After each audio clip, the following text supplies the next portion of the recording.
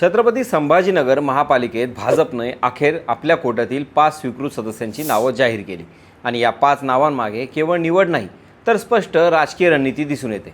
तब्बल 147 इच्छुकांमधून ही निवड झाली। काहींना संधी मिळाली तर अनेक जण नाराज राहिले।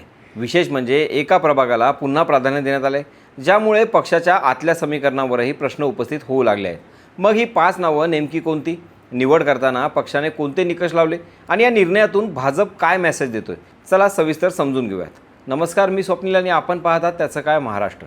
छत्रपती संभाजीनगर महापालिकेतील स्वीकृत सदस्यांची निवड हा विषय गेल्या काही दिवसांपासून चांगलाच चर्चेत होता, कारण ही केवळ औपचारिक प्रक्रिया नसते तर पक्षाच्या आतल्या शक्ती संतुलनाचं, भविष्यातील नेतृत्वाचं आणि स्थानिक राजकारणातील प्रभावाचं मोजमाप असतं।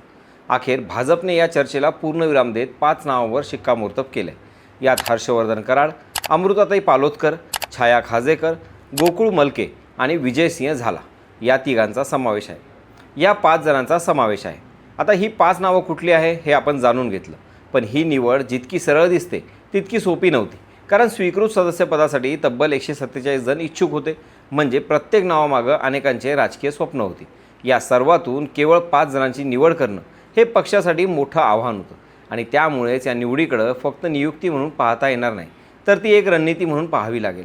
भाजपने या निवडीत एक गोष्ट स्पष्टपणे दाखवली, ती म्हणजे सामाजिक संतुलन, विविध समाज घटकांना प्रतिनिधित्व मिळावं, वेगवेगळ्या स्तरांवरील नेत्यांना संधी मिळावी आणि पक्षातील असंतोष कमीत कमी राहावा याचा विचार करण्यात आला आहे।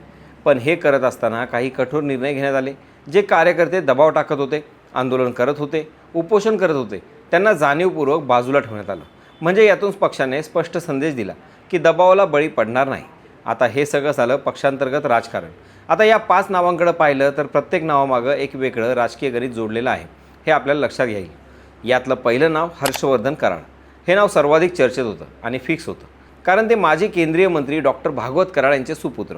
पण केवळ वारसा म्हणून त्यांना ही संधी मिळाली असं म्हणणं चुकीचं ठरेल, कारण त्यांनी भाजप युवा मोर्चामध्ये सक्रिय कामं केली आहेत आणि विशेष म्हणजे मनपा निवडणुकीत समन्वयक म्हणून त्यांनी महत्त्वाची भूमिका देखील निभावली।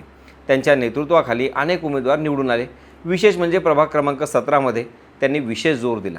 त्याची प्रचिती म्हणजे 4ही सदस्य निवडून येत महापौरपद याच प्रभागाला मिळालं।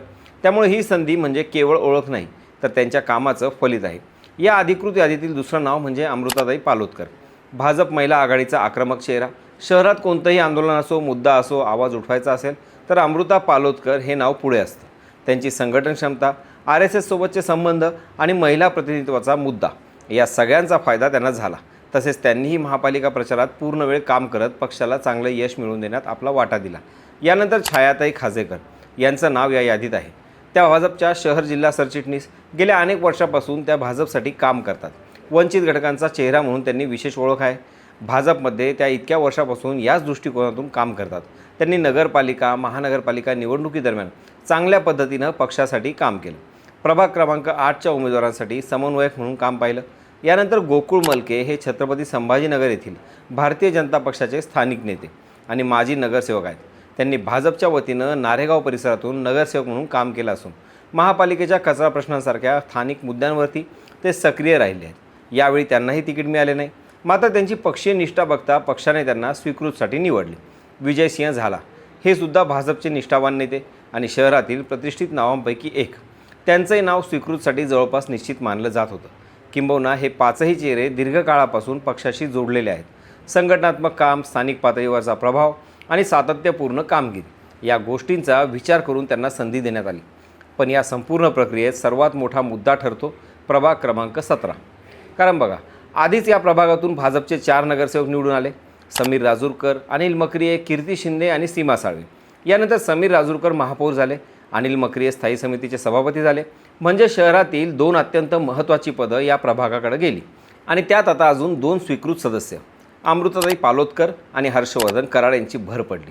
हे दोघंही सदस्य प्रभाग क्रमांक 17मधूनच येतात। याचा अर्थ काय? प्रभाग क्रमांक 17मध्ये आता एकूण 6 नगरसेवक झाले। म्हणजे हा प्रभाग केवळ मजबूत नाही तर अत्यंत प्रभावशाली झाला आहे। निधी, निर्णय आणि प्रशासनावर प्रभाव या सगळ्यांचं केंद्र आता हा प्रभाग ठरू शकतो। पण इथेच एक प्रश्न निर्माण होतो, बाकी प्रभागांचं काय? जेव्हा एका भागाला इतकं जास्त महत्त्व दिलं जातं तेव्हा इतर भागांमध्ये नाराजी निर्माण होणं स्वाभाविक आहे। पक्षातील इतर इच्छुक कार्यकर्ते आणि स्थानिक नेते यांच्यामध्ये असंतोष वाढू शकतो आणि हेच पुढं राजकीय संकटाचं कारणही ठरू शकतं. पण भाजपने हा निर्णय का घेतला याचं उत्तर प्रभाग 17च्या भौगोलिक आणि राजकीय महत्त्वात आहे. हा शहराचा मध्यवर्ती भाग आहे. इथूनच पक्षाची अनेक राजकीय गणितं तयार होतात. संघटनात्मक दृष्टिकोनातूनही हा प्रभाग मजबूत आहे.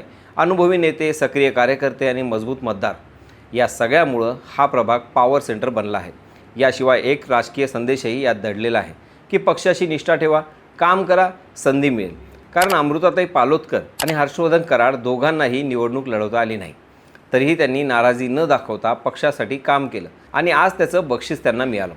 पण याची दुसरी बाजू आहे वंशपरंपरा आणि पक्षातील गटबाजी. हर्षवर्धन कराड यांच्या निवडीमुळं हा मुद्दा पुन्हा चर्चेत आला आहे.